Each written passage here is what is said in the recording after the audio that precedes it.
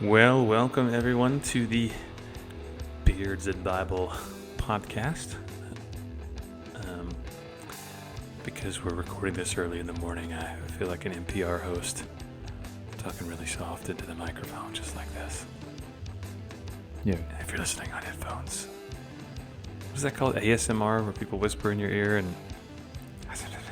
Yeah. My favorite was. My name is Josh, and this is not an ASMR podcast, but what if it was? That'd be weird, wouldn't it? Mm-hmm. I like when people put the makeup on. Have you ever seen the makeup ones? It's like a lady. I've seen my wife. Yeah, my wife does that every now and again. Or she doesn't make them; she watches them. But yeah. Oh, okay. Well, it's specifically. I don't watch them clearly. Mm-hmm. Specifically the ASMR ones where she's like narrating what she's doing, and she's like, "I just see a little bit of more highlights in my eyes." I just want to know. My buddy Caleb, he might be listening to this right now. Hi, Caleb. Thanks for listening. My buddy Caleb one time sent me an ASMR YouTube video as a joke, and it was just some old dude in suspenders. He was reading the newspaper, and he was like turning the pages of the newspaper and like, ooh, look at there. There's a coupon for roast beef. And then like the crumpled newspaper or whatever. So I'm reading it, I'm watching it as he sends it to me, and I'm like, this is the weirdest thing I've ever seen. Well, it's so weird, in fact, that my Covenant Eyes gets flagged, and it gets sent to all my accountability partners, because my Covenant Eyes is like, man, this is so weird, it's probably porn.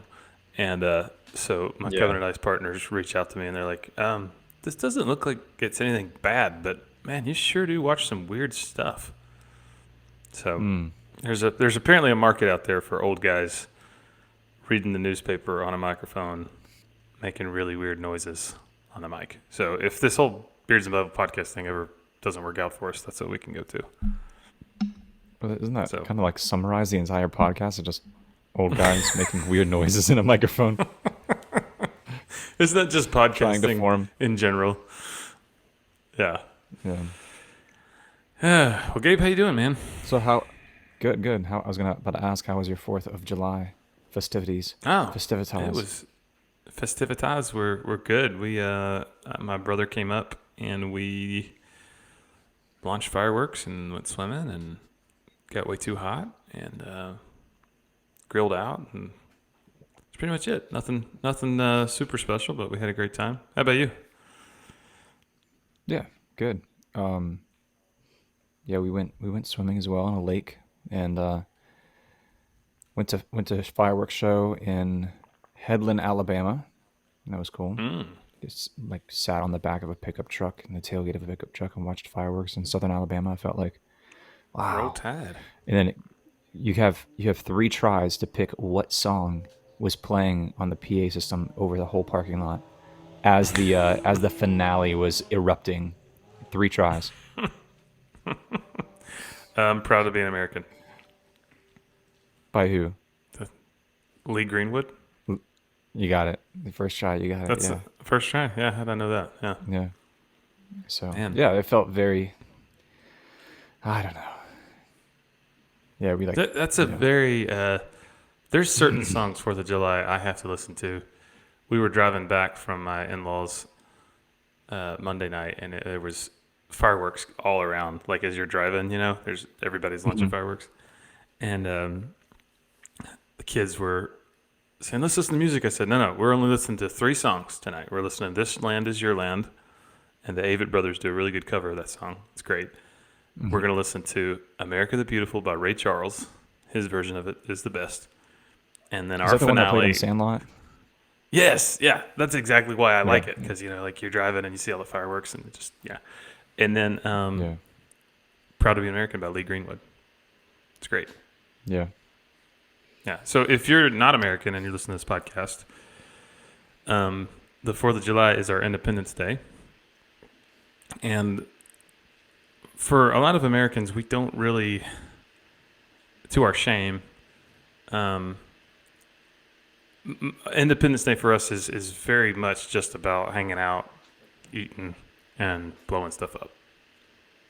Hmm. which I would say that's to our shame because we should be like thanking God for the freedoms we have, and we should be remembering like the unique identity we have as Americans. But I read something somewhere this year that said patriotism is at an all-time low in the U.S., especially Mm. on for the 4th of July. Like um, media outlets that would traditionally read the Declaration of Independence just didn't this year. So, like speaking of NPR, they typically read the Declaration of Independence on air. They didn't do that this year. It was like the first time they hadn't Hmm. done that in 30 years or something. Um, Wow. we're living in really weird, uncharted times as Americans. Um, and I think a lot of it has to do with Roe v. Wade being overturned, which we talked about this in a couple of podcasts ago. We were talking about how Roe v. Wade was probably going to get overturned, and then it did. And in the states that Gabe and I live in, abortion is effectively illegal, right? That's the case in Alabama. Hmm. Hmm. Hmm. Yeah. Yeah. Okay. So, as like Bible believing Christians who are pro life, I'll just say like I'm praising God for that. But I think what it's exposed is the divisions in the U.S. between those who hold to a Christian worldview and those who don't. Those lines have gotten more distinct. Would you say that's fair?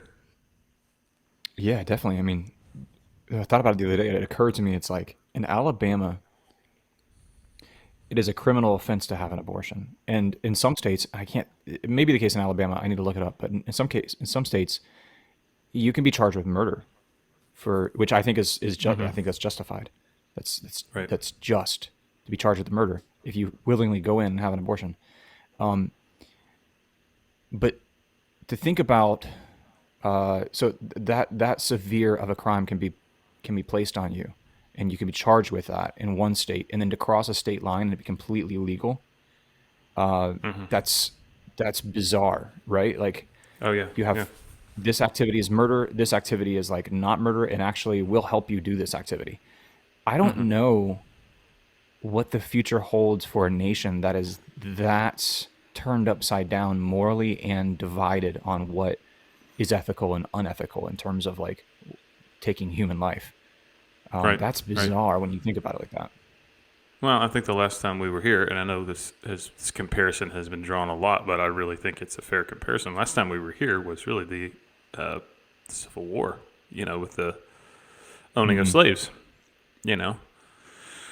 So, um, I reached out to Gabe earlier this week and just said, hey, what if we just talked on our podcast about this idea of living in a post-Christian culture as Christians?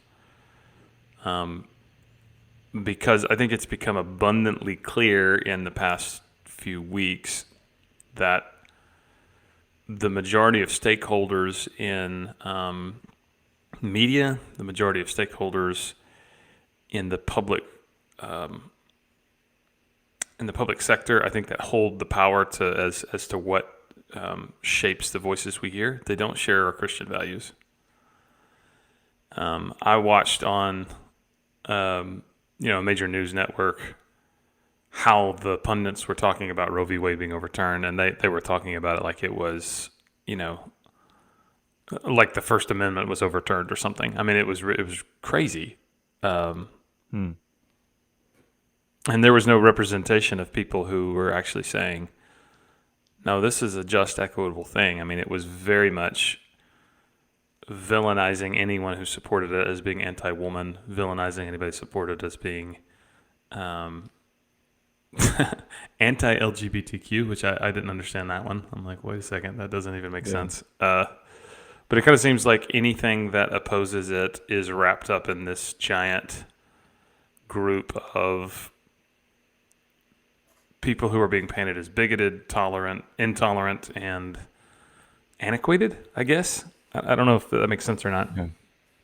Yeah. Yeah. Opposed to progress is how they're being. Right. Yeah. So I think right now, more than ever before, we need to figure out what it means to still live out our Christian faith, even if it gets increasingly more difficult. and even if we encounter opposition culturally. So that's kind of what we're going to talk about today. How to live as a Christian in a culture that is post-Christian. So when we say post-Christian, Gabe, what does that mean to you, post-Christian? Well, just a people group and a nation, a culture that is losing its desire and collective effort to live according to biblical values and according to biblical worldview. It once, I would say, majority of its populace was at one point, being governed by the laws of the Bible, maybe indirectly, but they were at least being steered and directed by moral injunctions found in the Bible, and now it's like turning into, the source of morality really is just the state at this point. Right. And the state is the determining factor in what is right, what is wrong, and that's terrifying, but also it's just sobering. We need to be, like you said, equipped and ready, and at least thinking it through what that looks like for us in the long term. Yeah, and this describes, I would say, many countries in Europe right now. At one point, the shaping influence for morality was the church, albeit a state church or a very corporate, bureaucratic church influence, but it was the church that kind of shaped what was moral. But I would say most people in certain European countries that have kind of moved past that now, like you said, their version of morality is the state. It's not the church anymore. It's not biblical values or biblical principles or, the law of God. And so many sociologists will describe many places of Europe as being post-Christian for that reason. So, and I think that we've got to be ready and prepared for this, because I think a lot of Christians still think that we're in a culture war and we're going to win, right? That we're going to turn the ship around and America is going to be a Christian nation. And I just don't know if that's the case. Like and maybe I'm wrong, but like I just feel like this may be a really exciting opportunity for us to stop to stop letting Christianity get diluted to where it's an inch deep and it's a mile wide, and for us to actually own it and live it out when it costs us something. I don't know if that makes sense or not. I don't know if I said that well, but yeah. Yeah, it would certainly be a refining of the church of Christianity. That will be a healthy byproduct of this. Yeah. It'd be like a refiner's fire, I think, if culture is going one way and the Bible tells its adherents to go the other. Certainly. Yeah, absolutely. So Gabe has 5 pieces of, I will say, pastoral guidance that he's going to share about how to live as a Christian in a post-Christian culture, and I have 5 pieces of guidance, and we're gonna go swapsies. We're gonna go back and forth, and he shares one, and I share one, and we'll just kind of go from there. Sound good? Yeah, it does sound good. And just disclaimer: I'm not in my studio this morning as we're recording this because we had family come into town, and some things need to get removed out of our basement in order to house said family. Of course, where do those things get stored? In my studio. So my studio, it's just jam-packed with random pieces of furniture and Sterilite tubs. So I'm up here in what we call our school room, and behind me are 2 rodents that are. Wait, you said rodents? Yeah, we have 2 guinea pigs in here in a cage on the floor, and they're like. They're brothers, so they're chirping away at each other, and they're like every now and then they'll fight or whatever. So if you hear guinea pigs squeaking, you or can't get away chirping or from whatever. brothers fighting anywhere you go. You got your own boys, and then you got your No. guinea pigs. So yeah. Yeah, And my so- disclaimer is, I'm in my home office this morning, and my kids at any point could burst in and ask me for something like a snack or something like that. So if that happens, just let the listener and viewer beware. So, all right, Gabe, tell us how to Good live old as a days. Christian. Yeah, just like the good old days. Tell Right. us how to live as a Christian in a post-Christian culture. All right. Here's my number one. First and foremost, I think you need to be too legit to quit. You got to be the real thing. You can't Mm. just be a follower of Christ in name only. You have to be in action and in every way your life consumed by that. Um, I'm a verse that I'm going to pull to support this is 1 Peter 2:12. Beloved, I urge you as foreigners and exiles to abstain from the desires of the flesh which war against your soul. Conduct yourselves with such honor among the pagans that, though they slander you as evildoers, they may see your good deeds and glorify God on the day he visits us. So you got to be Mm. legit. You got to be the real thing. Absolutely. I just preached on 1 Peter 2 this past week. Nice. Yeah, and I think I think that is such a sobering, and it puts the ball back in our court when we get angry that, oh my gosh, this culture's going post-Christian. Okay, well, you don't have to go post-Christian, right? Yeah. Yeah. Like the Well, responsibility is yours and mine to make sure that, okay, even if culture's doing that, well, make sure you don't. You are responsible for how you live your life and making sure that you're following yeah. Jesus, even if culture isn't. And the 9 remaining pieces of advice we give you, if you do them, but you're not consistent in your own testimony, I'm not saying you're flawless, but if you're not consistent and you only are doing this for the label or the bumper sticker or whatever, then the remaining 9 that we're about to go through are completely worthless, and you might as well just ignore them. So your Yeah, testimony has to match with the words that you're speaking. absolutely. Absolutely. Well, I think that's a great number one, just in general. Make sure that it's real, make sure it's legit to you. My number one is similar to that. And I said, determine that God's word must be the absolute authority and must have the Mm. final say in shaping our worldview. So I think the average American Christian is being discipled by media far more than they are by Scripture. And consumption of media, I think, for most people, unfortunately, has a far greater influence on how we think and talk and act than Scripture. So if you just look at the statistics, the average American Christian or not spends 2 hours and 3 minutes a day on social media and 3 hours a day watching TV. And only around 11% of Americans have ever read the Bible all the way through, which is crazy because 9 Mm. out of 10 American households own a Bible. Um, it's crazy when you actually start looking into surveys where people are asked, how much do you read the Bible? Most people don't read it that often, even if they own it and they say they believe in it, they just don't read it. So I think because many people will say they're Christian, but they don't actually read the Bible, they're not being shaped by it, they're not reading it personally. My fear is that many people are holding on to an ideology that is a lot more like Christendom than Christianity. So Mm. more like certain Christian morals that are divorced from Christian theology.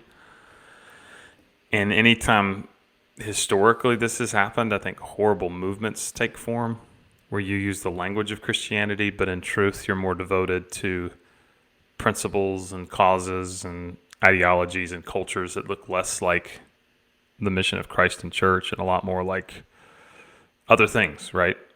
Mm. I think of like the Crusades was that. The state Lutheran Church in Nazi Germany was that. I think of Christian nationalism when that's taken off in certain places, or even liberation theology, where like social Marxism had crept into the Catholic Church at a certain point. And so, Yeah. yeah, I think we got to stay in the Word. I think we got to make sure we're not primarily discipled by media, and Mm. that's a very, very, very sinister and tricky thing that I don't think most people know it's happening when it's happening. Yeah. Yeah, totally right. It's a slow creep. Um, Yeah. I'm going to go on to my number 2, which is dovetail nicely off of that, which is I think Okay. in order to live in a post-Christian world, we need to be biblically literate. And I'm not Oh, there you saying we go. need to have not have all the answers, not be able to, you know, from memory quote an answer to every question that people have. But you know, Second Timothy 2, which I'm going to pull another verse here, 2:15, remind 2:14, remind the believers of these things, charging them before God to avoid quarreling over words, which succeeds only in leading the listeners to ruin. Make every effort to present yourself approved to God, an unashamed workman who accurately handles the word of truth. So I Hmm. think biblical literacy informs us, like you said, what to believe and how to walk out our faith. Biblical literacy also provides us a defense when we are attacked, when we are ridiculed, when we are canceled because of our faith or whatever. We can lean on that word, lean on His truth, and be able to, you know, show why we are living the way we are living and be able to defend it. Yeah, absolutely. So, what would you say to somebody listening to this podcast that is struggling with this area of Bible reading? Like, I don't think I've ever met a Christian that when you start talking about reading the Bible, they're like, "Really? That's a good idea." I mean, like every Christian knows reading the Bible is a good idea, but like Yeah. somebody that's intimidated by it or somebody that has a hard time being consistent with it, like, what are some tricks or tips that you would say can help somebody become biblically literate and be consistent in staying in the Word? Yeah. Yeah. A lot of people really crave, sometimes they don't realize it. A lot of people really crave depth in teaching and Bible study. Hmm. I would say find a good daily study that will guide you through some really deep, some meatier things. Because a lot of times, and I'm totally guilty of this sometimes, is a lot of times when you go to your corporate worship service on Saturday, Sunday, Friday, whatever day you go to corporate worship service, the pastor is going to sometimes play to the lowest common denominator in terms of like who is there and attending and their level of understanding and biblical literacy. Um, and that's just natural. Sometimes you don't want to speak over a lot of people's heads. So sometimes it is a case that you get something that isn't as meaty as you would like in those corporate worship settings and in an average sermon or whatever. Um, and you need something a little bit meatier and to really dig into the word. And I would say if your church offers a time of like small groups or some kind of Hmm. Bible study, like especially thematic Bible studies, people tend to really like. Um, Hmm. there's just I would check your local city, your local church. There's a lot of them online you can be a part of. But pick a theme, pick a topic, pick a question that you have about the Bible, and and find a good place and find a good teacher to guide you through some of those topics, some of those themes, and really dig into the Word Yeah, that way that you might absolutely. not get in your average Sunday morning. Yeah, and I would say as you read through the Bible, I would say you need a reading plan. So I Hmm. like the Navigator's reading plan, and what it Yeah, I is was just about to mention navigators. yeah. So the one I've used for years, and I've done this, gosh, probably the past 7, 8 years. Every day is four different readings. So there's one from the Gospels, one from the Epistles, one from the Old Testament history books, and then one from the Old Testament wisdom literature. And they're short. They're not. I mean, it's probably 15 minutes of Bible reading. But if you do it every day, you'll read through the entire Bible in a year. So Hmm. so many people get so intimidated about reading through the Bible of the year, and they start in the beginning. Okay, Genesis 1, right, and then they get to Leviticus or Numbers, and they fall off, right. But if you get a good reading plan, and I've had it printed out and stuck in my Bible for the past 7, 8 years, and you just kind of get on this cycle of reading it, like, okay, it's July 6th today. This is what I'm reading, right? Man, it's so amazing how you get shaped and formed and kind of symmetry comes about. You understand the Old Testament because you read the New Testament, the New Testament because you read the Old Testament. And get a good study Bible. Like as you're reading it and you come Hmm. across an area that you're not quite sure what it's talking about, the commentary in the bottom of a study Bible will help you understand it as you're reading it. Yeah. And I would say too, if you aren't that great of a reader and you struggle with reading and paying attention, get an audio Bible. If you go on YouTube, or not YouTube, YouVersion, there's Hmm. certain translations that will actually read it for you. So if you're on your commute, you can, okay, my Bible reading today is Matthew 6. Okay, find Matthew 6, hit play, stick it on your Bluetooth, and listen to Matthew 6 on your way to work. But Yeah. just consistency, I would say, is the most important thing with that. Yeah. Yeah. Yeah. Consistency. Um, and I always tell people, buy a Bible, use a Bible that you're willing and able to write in. I love writing in my Bible, Yeah, and yeah, me I too. take a lot of notes in my Bible. I bookmark it, um, things like that. And I What do a what lot of translation like do you the way typically use? um, someone bought me years ago a bad translation, and I've been using it just as because I started writing. It's David Stern's Complete Jewish Bible, and it's like kind of a messianic Okay. Jewish kind of translation. But I don't really recommend that. It's an okay translation, but it's like uh, I really like the NASB or ESV. Mm-hmm. Mm-hmm. Um, but I've been using the just because I ESV started for writing in, years, mhm. but I recently, as I'm preaching through First Peter, I'm test driving the CSB, the Christian Standard Bible. Yeah, It's a yeah, newer translation. I'm trying it out, but it's very good so far. So I'll report back cool. on how I like it after I get done with First Peter. So Yeah, it's like if you picture a chart, like you want a Bible that is, has it's the intersection of like readability and accuracy in its mm-hmm. translation. Yeah, And that's something that you want. But then something that you're willing to write in, something that you're willing to underline.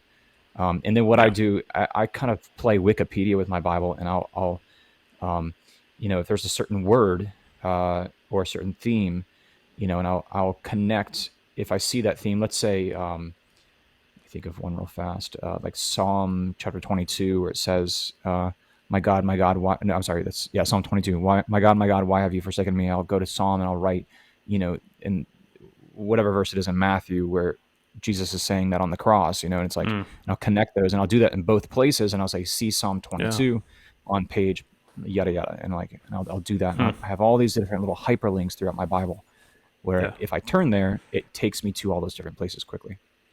yeah. Absolutely. Awesome. All right. Well, my number two is learn how to be okay with not being cool. Um, so here's why I said that. Like, I think there's a lot of us that were deep down, even though we never admit it, we're living to try to please people, to be comfortable, or to be accepted by the culture at large. And we're not going to Mm. say that out loud, but really, that's what's in our hearts. Um, and I think if that's in our hearts, then there's going to become a certain issue. There's going to become a certain Christian value or Christian belief that eventually we're going to shrink back and compromise in fear. And in certain parts of the country, it's fear of threats of bodily harm, imprisonments, even death. I mean, if you're a Christian in certain parts of the world, I mean, that's the fear you live under all the time. But I think in our culture, it's just threats of like social ridicule or people saying mean things about us or us getting Hmm. canceled, you know? And I Yeah, think yeah. some of us are just so stinking terrified of this. Like, we just want everybody to like us. We want everybody to see us as, kind, virtuous, accepting, tolerant people. But I think we've got to be okay with not being accepted by culture. We got to be okay with people saying mean and ignorant things about us. Um, but I think the important distinction is we got to make sure they're saying that about us because of our commitment to Christ, not us being an abrasive, unkind jerk. So Yeah. yeah, I think I we've got to remember. figure out. Yeah, keep going. Yeah. Go ahead. I was just saying, In, I in just high, think we've got to figure out how to not be so thin-skinned and not be so terrified of people not liking us. yeah. Yeah, I remember in high school I was going through a intense punk rock phase, and I would wear things like studded bracelets and belts, and Mm, have combat boots on with, cut off jeans and, you name it. It's just like a mohawk, at one point. And it's like, I remember going to school and being like surrounded by all these people who would just like, what are you doing? And like, it was just kind of, I got used to being odd looking, or you got used to being ridiculed for wearing, a bad religion t-shirt or something. And it's like, you just get used to that. And that's just, okay, that's who I am, and Yeah.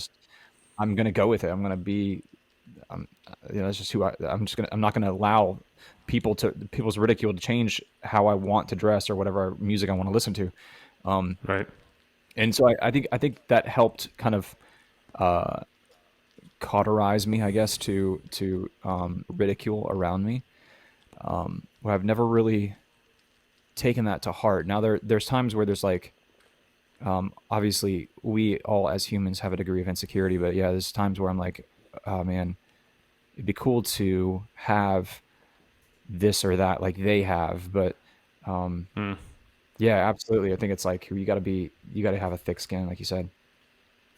Well, and there are just Which certain industries right now that if you are a Christian that is living your faith out, you probably just can't work in them. I mean, unfortunately, but that's the place we've gotten to. So, if yeah, you are into arts and entertainment, and you want to be an actor or you want to be a musician, and you want to share the stage in certain places, like unfortunately, just where we are as a culture, like you're going to either have to be completely silent with your Christian views and not say anything at all, or you're going to have to be okay with being ostracized and ridiculed.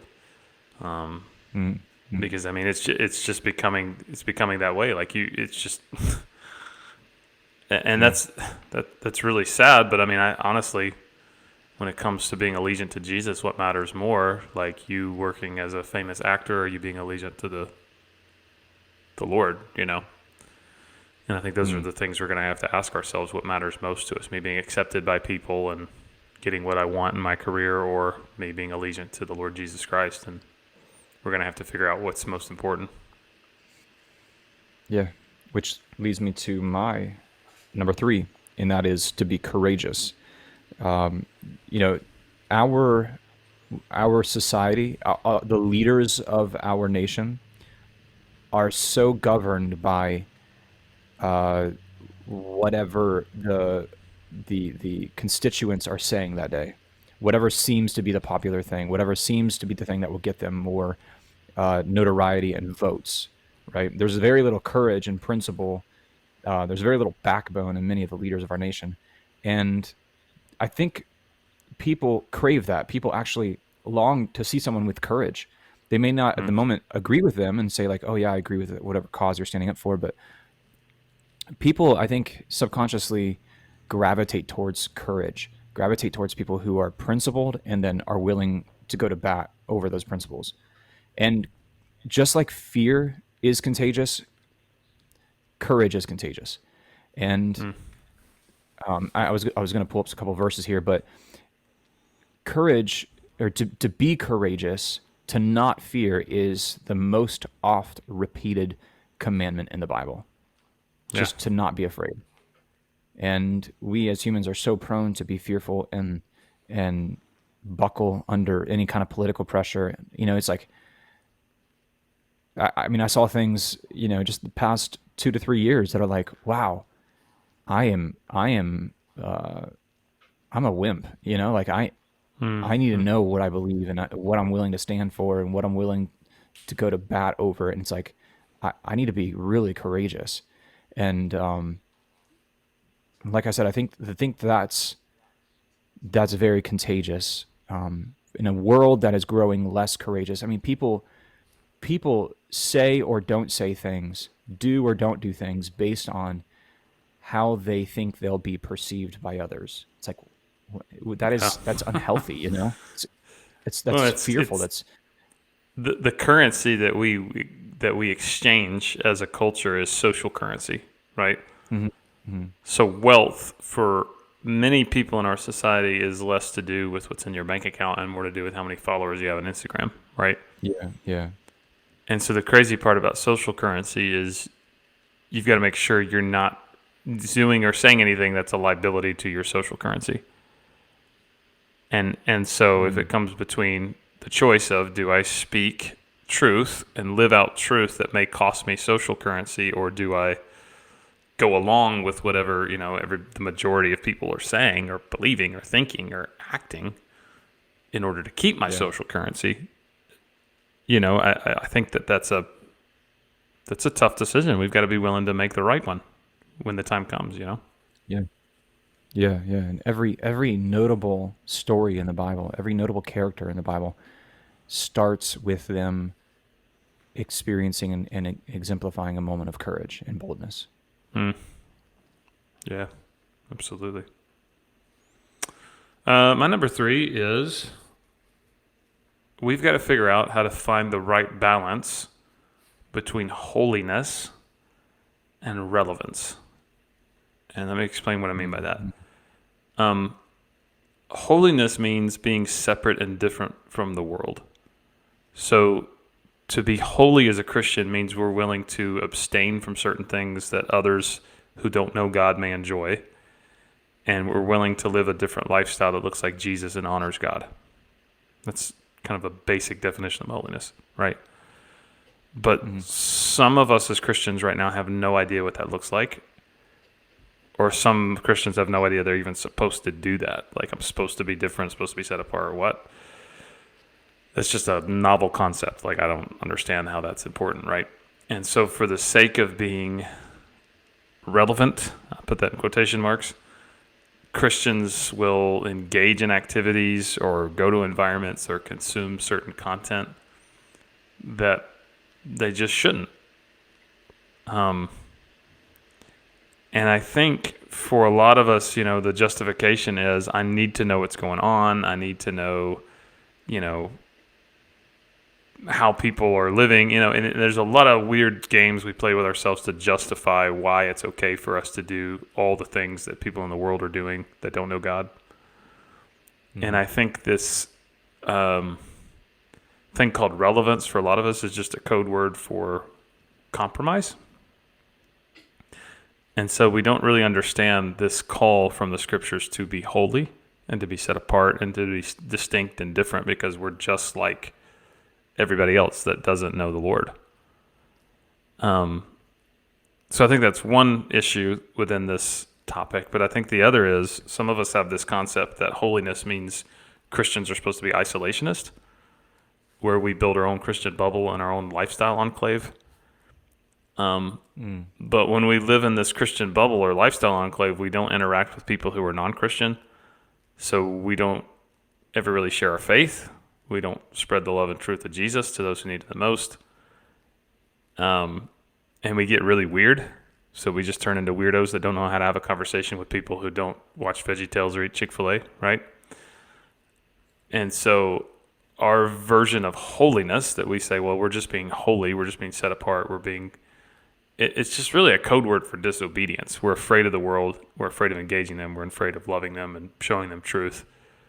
But we're not going to say that. We're just going to call it that we're holy. But we're really just being disobedient.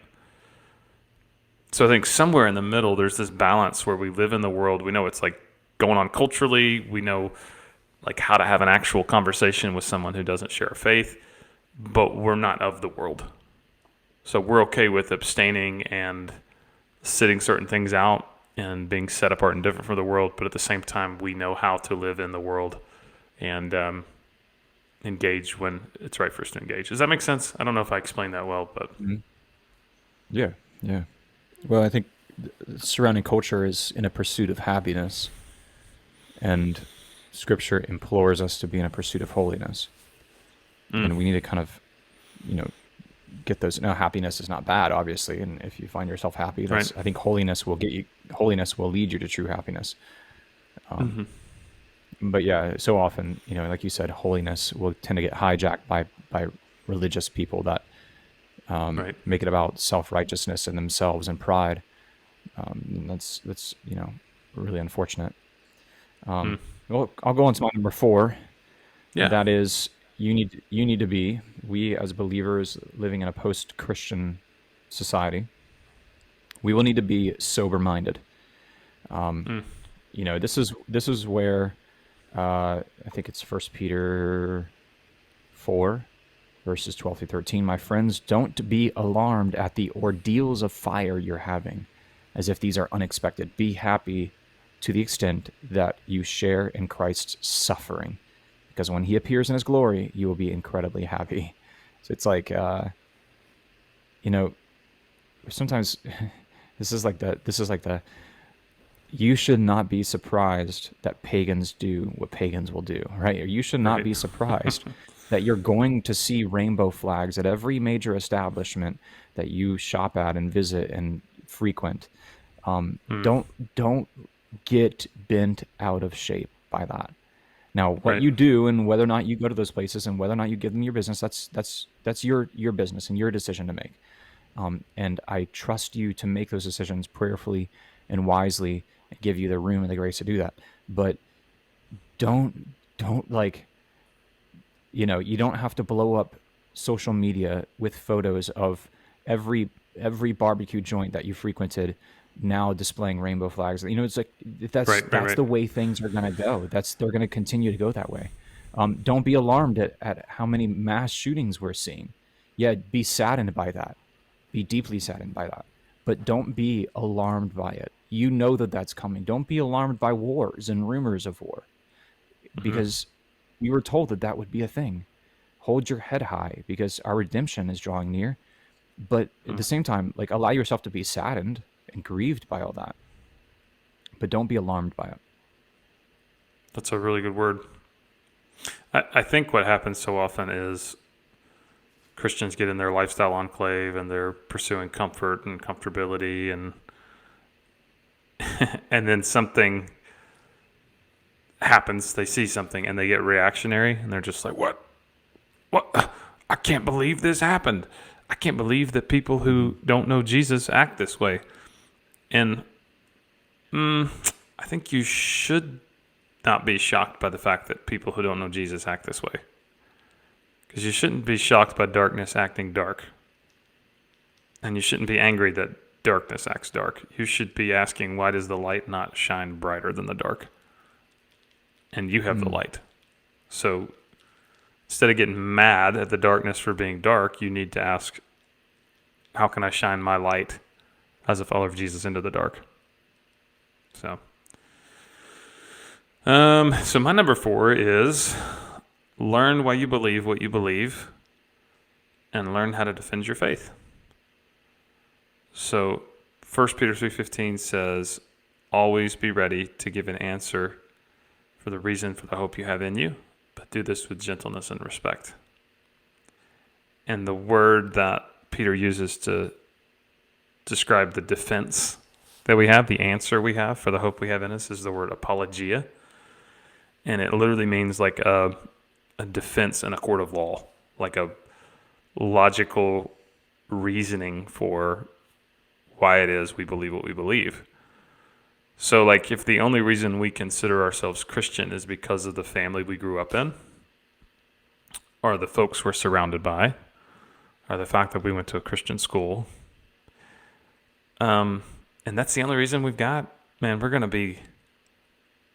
be caught off guard in a massive way at some point. So we need to be able to answer questions like, and not just answer them with like your stock answers, like when you meet, Jehovah's Witnesses and Mormons that knock on your door and you're asking them questions. They've been trained, they have a script, right? We need to have these questions settled in our hearts. Like, we need to know that we know them. And so the question, like, why are you a Christian? Why do you believe the Bible? What makes your religion different from other religions? Why do you believe in God? Aren't all religions the same? Like, in order to answer that, that means we have to commit ourselves to studying the answers to those questions and discussing with other people and sharpening ourselves intellectually to be able to have coherent, reasonable, and logical conversations about these things. But when we've done that, we've got to make sure that we're doing it with gentleness and respect, like the Bible says. So if our apologia, our defense of why we believe what we believe, ever resorts to us being snarky or abrasive or rude or unkind or disrespectful or combative, we've lost. So Yeah. it's super Yeah. important that we figure out how to do that. This is the same Greek word apologia that's used in the latter chapters of the book of Acts when Paul was making his defense before all his accusers. He was on trial like 4 different times. He continually, number one, he exemplifies respect for the leaders and the judges that are corrupt, wicked judges and governors and Mm. people that are actually accusing him. But he remains calm. He remains respectful. But he gives his apologia, his defense. It's a really good template. Mm.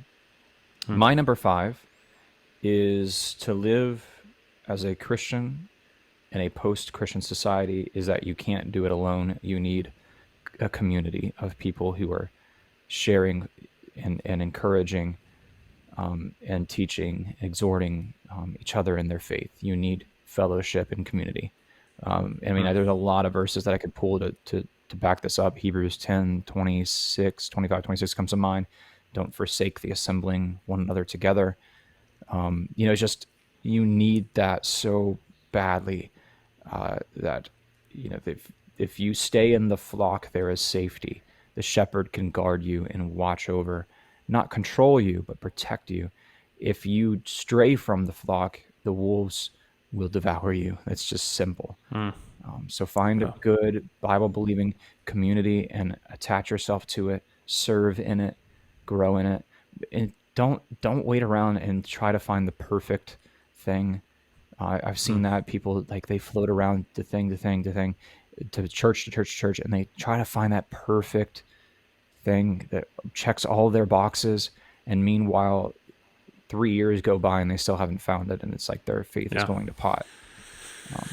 Yeah. Yeah, man, that's a great word.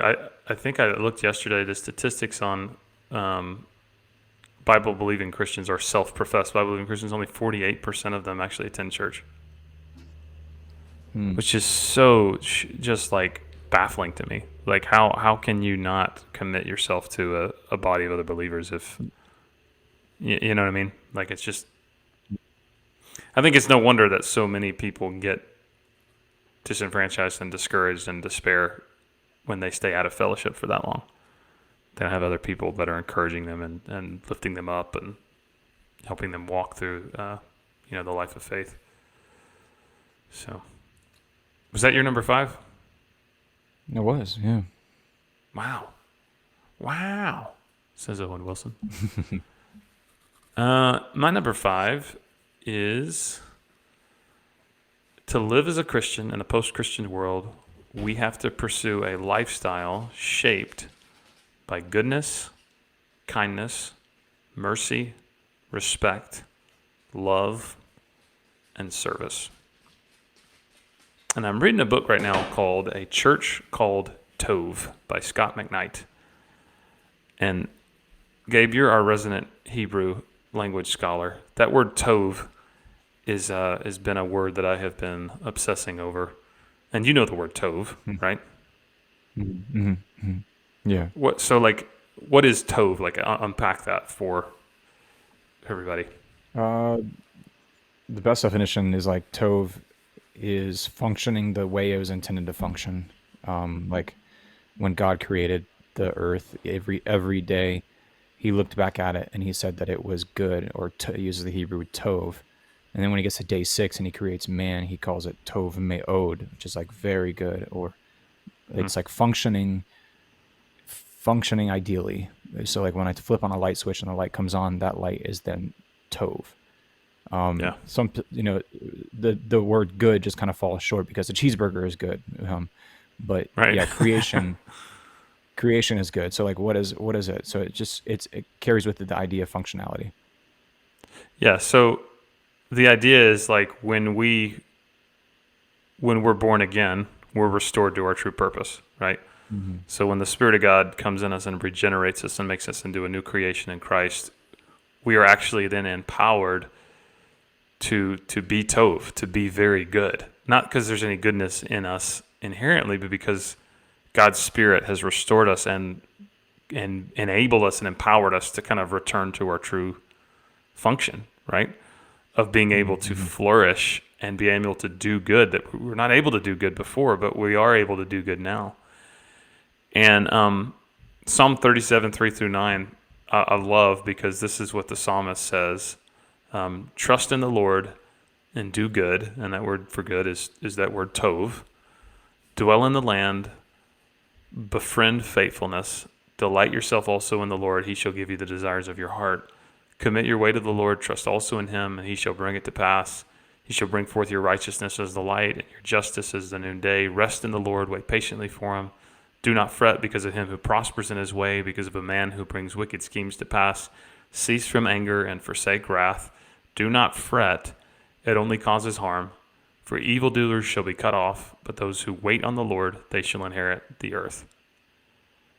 And so I've just been really meditating on this psalm, because sometimes when we see the secular or godless mindsets and value systems that are taking root in our culture, we can get really overwhelmed, and we can sometimes even get angry at them. And this psalm says, cease from anger, forsake wrath, don't fret. And I feel like so often I see Christians doing the opposite from that. They're getting angry, they're embracing wrath, and they're embracing worry and paranoia and anger.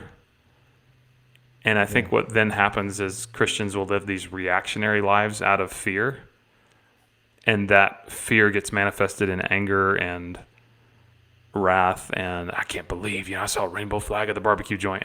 And I think the call in Scripture is for us to, in spite of the wickedness or evil we may see around us, to dwell in the land, trust in the Lord, and do tov, do good. And know at the end of the day, God is going to judge the wicked and reward the faithful in his timing. Like the meek will inherit the earth. That's where Jesus was really quoting this psalm. So our job is to display the tov of God, the goodness of God, by living lives of tov, of goodness, of kindness, of mercy, of respect, of love, and of service. Yeah, that kind of puts a pretty bow on everything. I mean, when you look at all these 10 pieces of advice that we've given today, it's like they all kind of work in a cycle. Like for mine, for instance, your being in fellowship will increase your biblical literacy, because there's going to be the Bible being taught there in fellowship. It will help you be courageous because you're around other people that are going through the same trials and tribulations you are, which produces legitimate behavior and consistency in your testimony. So these all kind of, they're like a cycle of like being interwoven together with each other. So yeah, man, it's good. I like your advice. Well, and I think that for all of this, like practically, if you're in the Word, you're in community, you're living your faith, you're pursuing doing good, right? That means like practically we should be like the best neighbors and family members we can be.